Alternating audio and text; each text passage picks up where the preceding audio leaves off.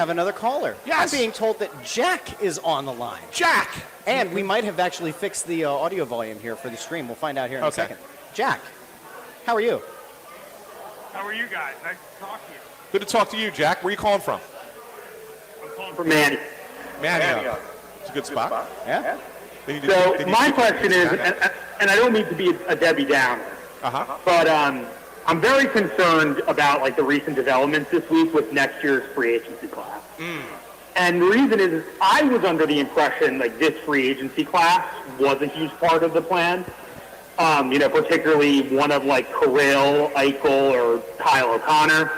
And I just find it hard to believe like Artemi Panarin is the plan. I mean, a 35-year-old Artemi Panarin, Natchez or an Adrian Kempe are interesting, but it doesn't really solve the problem of that like one guy on offense. It's nerve-wracking. Well, you gotta hope that you're developing that one guy, right? That one superstar player. You're hoping that you have that in either Michkov or Porter Martone. Like, you're hoping those guys develop into that player.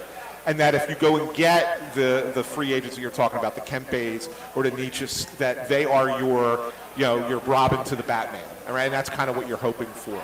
Of course, everybody's upset that it wasn't, that Connor McDavid signed and Kirill Kaprizov signed, and everybody's signing, and it's like, oh, geez, the Flyers aren't going to get anybody.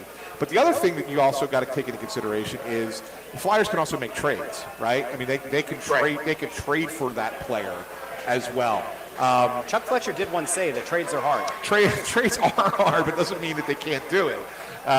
So I do think I think it's premature to be panicking about the fact that all these guys signed to say, oh, well, this kills the Flyers for next year.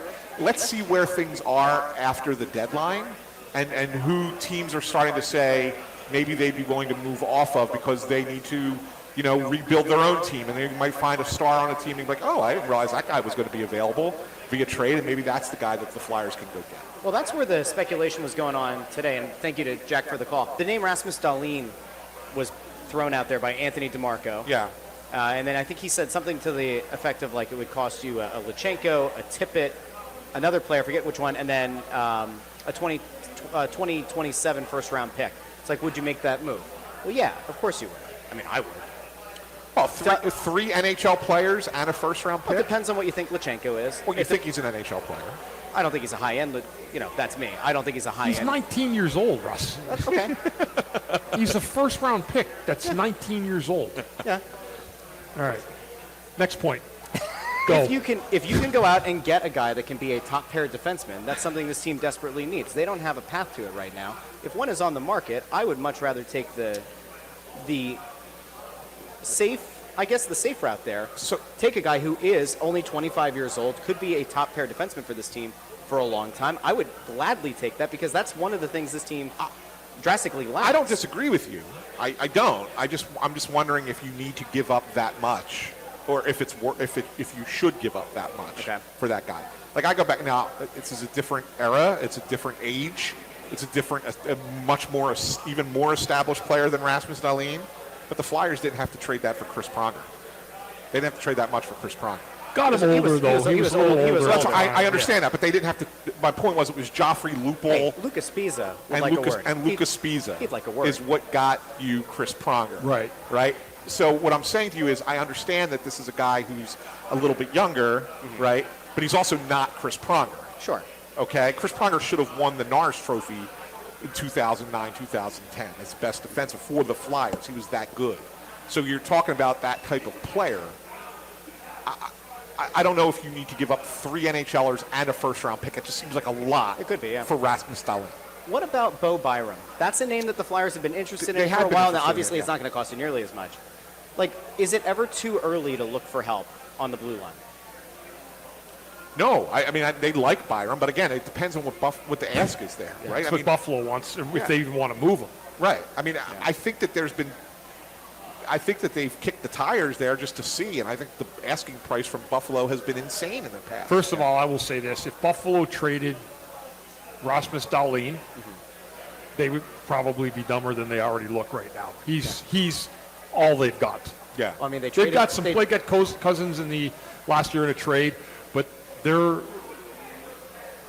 he's Tage Thompson's a pretty good goal scorer. Tage but- Thompson. Yeah. I mean, but in terms of like a marquee star player, he's their guy. He's their guy, yeah. Yeah, so that's what I'm saying. Like, I understand, and I'm with you that if you may need to do something creative like that to get that player, I don't know certainly if you need to do that much. Sure.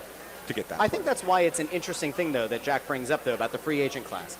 And I've seen some people trying to rebut the notion that, well, the Flyers didn't ever actually explicitly say that 2026 free agency is part of the plan. I would contend that when Jonesy and Danny have been on this show, they have said a few times, a lot of money coming off the books in 2026. Now, trades are certainly a way to do it. I've always kind of gotten the feeling they, along with probably 20-plus other teams, wanted to have the opportunity to present to a Kaprizov, to present to a Connor McDavid. It has to be a little bit deflating, I would think, for them that they don't get that opportunity.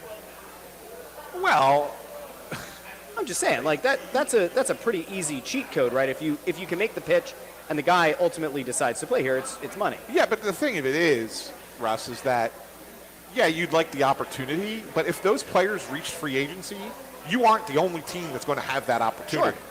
And it's not a guarantee, nothing even close to a guarantee, right? So, yeah, of course you can make the pitch. You can put the, the video together. You can put together the little binder that you want to send over to his agent and say, here's the 65,000 reasons you should come play for us. Yeah. But everybody else is doing the same thing, right? So it's like, you have to really, really outsell 15 other teams, let's say, for example, for something like that.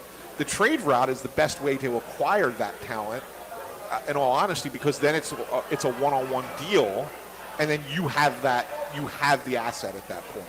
You don't have to compete. Yes, you're competing in a trade, like some people might try and outbid you in the deal. Yeah. But you can get as crazy as you want, and if in fact you want to trade 4 players for a guy, like you could do that if you so chose to. Right. So I think that's the difference between that. So anyway. Okay. And McDavid's available in 2 years. That's a good point. And you know what? The Flyers might actually be in even better shape, right? Yeah. So Yeah. take that. That's right. Jack on the phone.